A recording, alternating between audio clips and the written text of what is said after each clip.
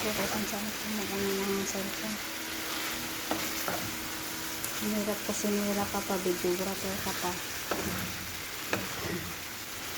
Ito po yung food namin ngayon. May amo ko.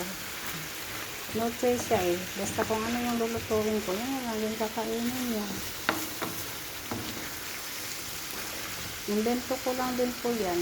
Yung lobster at saka shrimp. Pinalo ko. Nilagyan ko ng mixed vegetables. Nasa plastic naman yan sa lahat. Hindi na ako nag-slice. Yan yung mga taong tamad. Bumili lang ng mga naka-slice na. Yung ready to cook na ba?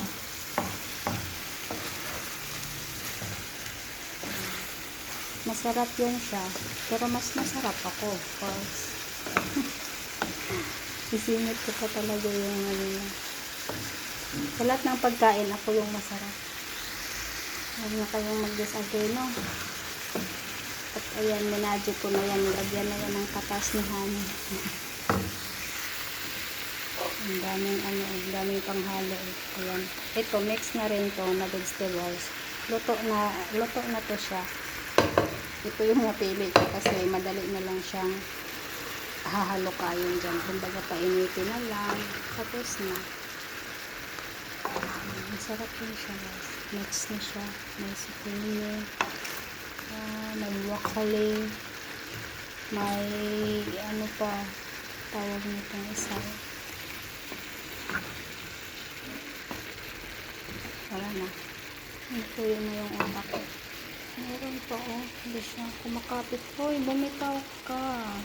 Hindi ka na niya mahal. Hoy, bumitaw ka. Hindi talaga siya kumakapit pa siya.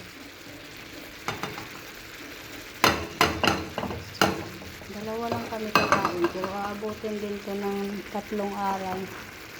Kasi nagko-control din siya ng pagkain. Eh, ako, di rin ako pwede magkain ng marami. So, diba, ang sarap. Napaka-healthy niya. Kasi, lahat na ay nandyan. Okay. So, i-mix ko lang talaga siya ng properly para mahalo yung katas ni honey. Para na-mix. Pag na-mix na to, okay na. Pwede na siyang kainin.